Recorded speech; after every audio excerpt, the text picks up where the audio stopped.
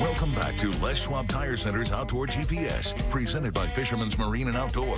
Now it's time for your weekend tech tip, brought to you by Chevy Silverado. Welcome back, everyone. Now, for the Chevy Silverado Tech Tip of the Week, this was asked. I got spotted, okay?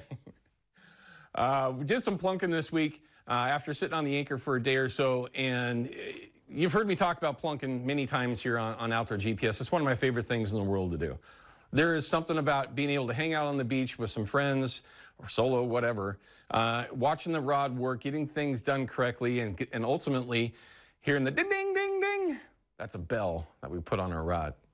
Anyway, like I said earlier, if you know, you know. This is the rod that I switched to last year. It's an edge rod. It's 11'6". I said 12 foot. It's 11'6". Now, in the big world of plunking, that's a relatively short rod. We've used 13-footers, 14-footers, 12.6s, from ugly sticks to $1,000 rods. Believe it or not. Clancy, again, thank you for the gift years ago, sir, for that beautiful custom rod.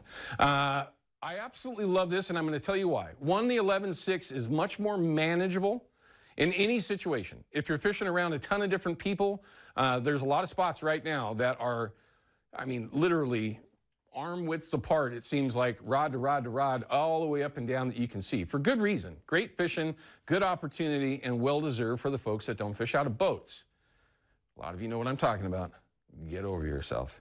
It is certainly a ton of fun to go out and go do it, but you got to have the right setup, okay? So again, in the past, we used much longer rods so we could throw much heavier weights. And that's because back then, the technology in the rods didn't really allow you to get away with it with an 11.6 or an 11-foot or a 10.6 for that matter, to throw 12, 14, 20-ounce pyramids. Now, with the advent, or at least becoming a little bit more popular, of what we call spider weights, I was actually using a 10-ounce spider weight this week, where my buddy Freddie, old fish killer, was throwing a 12-ounce standard pyramid and would drift a long ways before getting set up, you know, where his gear ultimately would settle. So my advantage here with this one, again, so that you're aware of what this is the 1167-2 Fast Heavy. I'll throw 14 to 16 ounces with this, no problem. I mean, bomb it. Try to break it, because trust me, I have. The Fast Heavy 1167 will absolutely handle 12 to 14 ounces and throw it as far as you can. Go for it. You ain't hurting it whatsoever. But sometimes you don't need to have such a heavy rod. Here's where having that 11.6 length is great. We've got summer steelhead fishing coming. We've got sockeye fishing that's coming. This rod in their light version, I know we just showed their website for this particular rod, but there's 3 different versions. By the way, Alex, if you're out there, I still need a couple of herring rods, and I need the light version of this rod for steelhead and sockeye. A little bit heavy for steelhead and sockeye would work, but still a little bit heavy for that style of plunking. But 1167, it's 11.6 long. The reel could be any reel that you like. This one just happens to be the Pin Fathom. It's a 6.1 to 1 retrieve. That's one thing I would say, that if you're going to look at a reel for your plunking setup, you want some speed. And there's a lot of them out there, from Abu Garcia, Shimano. Daiwa apparently makes a really nice line of open face bait casters that are really nice. I haven't had a chance to play with one before, but they're all in that 6.5 to 7.5, and I believe Shimano actually makes an 8 to 1 retrieve open face, like what you see here, reel. Super, super important. They do make these in the spinning rod setup. That's just not what I do.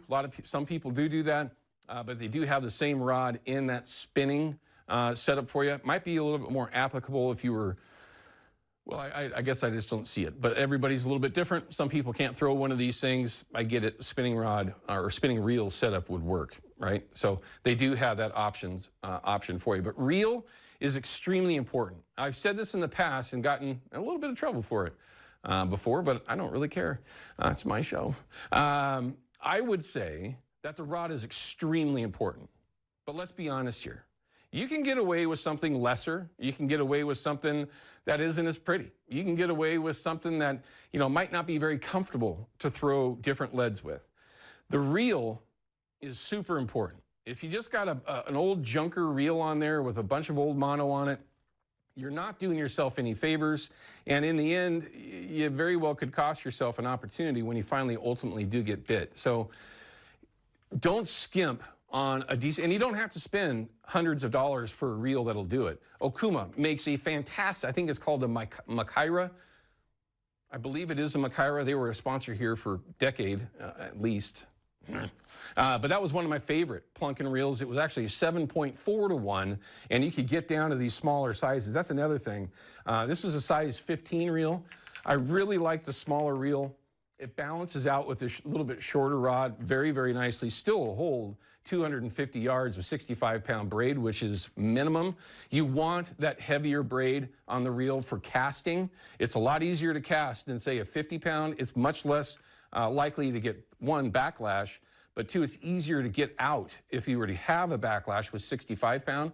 But I will say this, there are spots where if you go plunking on the Columbia and you were to walk up there and get in a crowd of people and you've got 65-pound braid on there, you ain't making any friends. Lots of spots are mono only. And that's kind of because everybody kind of agrees to use that mono instead of braid, because if you got tangled up with others, you're less likely to cut all their lines off. With braid, and you were to happen to get tangled up with someone that's got mono, you're literally going to cut through it like butter. Not the nicest way to play in the sandbox with everyone. So kind of keep that in mind. You could very well end up at a spot not knowing that, okay? And that's not your fault. Lots of different places have different MOs on how they're actually going to do everything. That's where getting out there, getting a little bit of experience and the willingness to talk with people. And I'm going to tell you, that's one of the things that keeps a lot of people from getting into plunking in particular, is that they're nervous about the other people that they're around, for good reason. Okay, I'll just be very honest with you. But for the vast majority of people out there, they want you to make sure that you're doing things the right way. They don't want you being the guy in the middle of everyone just screwing it all up. They don't want that. So if you ask questions, if you're very nice with people, it's called being a human. You can honestly find a lot of really good people out there that'll help you become more successful, because it'll help them from just getting tangled up with you. It's just that simple. But that's a very good setup for everyone to try. All right, we're going to cut to a break. When we come back, I've got the deal of the week from Fisherman's Marine. We'll be right back.